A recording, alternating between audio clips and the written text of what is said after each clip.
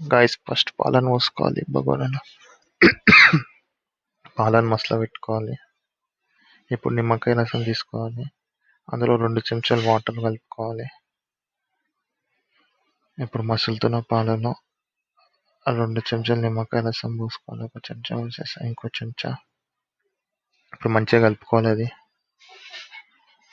ఇప్పుడు పాలు అనేది పలిగిపోతుంది చూడండి. పలిగిపోయే పాలు మలై అనేది పైనకి వచ్చింది. ఇప్పుడు అందులో వాటర్ పోసేసుకోవాలి.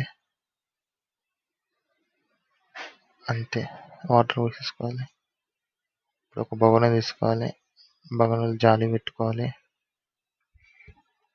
జాలి పెట్టేసుకొని ఒక బట్ట తీసుకొని బట్ట పెట్టుకొని అది అందులో పోసేసుకోవాలి పలిగిపోయిన పాలు. చూడండి మలై అనేది వచ్చేసింది. చూడండి మలై మంచిగా వచ్చేసింది.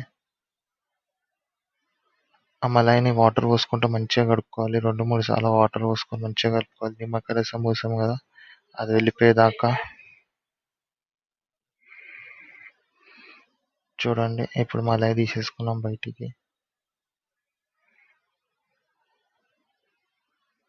ఇప్పుడు దాంట్లో ఒక చెంచా కార్న్‌ఫ్లోర్ వేసుకోవాలి. ఇంకో చెంచా 2 చెంచాలు కార్న్‌ఫ్లోర్ వేసుకోవాలి. మంచిగా కలుపుకోవాలి. అది ఎంత మంచిగా కలిపితే అంత మంచిగా వస్తుంది అది. ఇప్పుడు మలై ఇలాగ తీసి పక్కకు పెట్టుకోవాలి. అట్లా చేసి పక్కకు పెట్టుకోవాలి. ఇప్పుడు బగోనీలో చక్కెర వేసుకోవాలి. ఒక కప్పు చక్కెర వేసేసి వాటర్ పోసేసుకోవాలి. దాన్ని బాగా మసలనిచ్చుకోవాలి. బాగా మసలాలి వాటర్. ఇప్పుడు ఒక కడాయి తీసుకొని అందులో పాలు పోసుకోవాలి. ఒక కప్పు చక్కెర వేసుకోవాలి అందులో.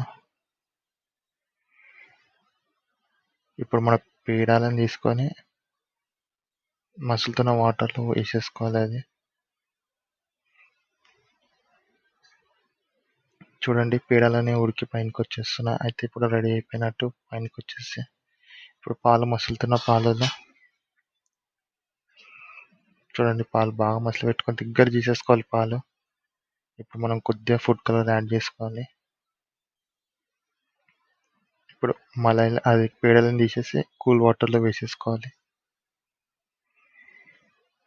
మామూలు నీళ్ళలో వేసేసుకోవాలి పేడలని. చూడండి పాలలో వేసేసుకోవాలి. ఇప్పుడు డ్రై ఫ్రూట్స్ అన్నీ వేసేసుకోవాలి. డ్రై ఫ్రూట్స్ అంతే గాయ్స్, రసమలై రెడీ అయిపోయింది. ఒక 1 అవర్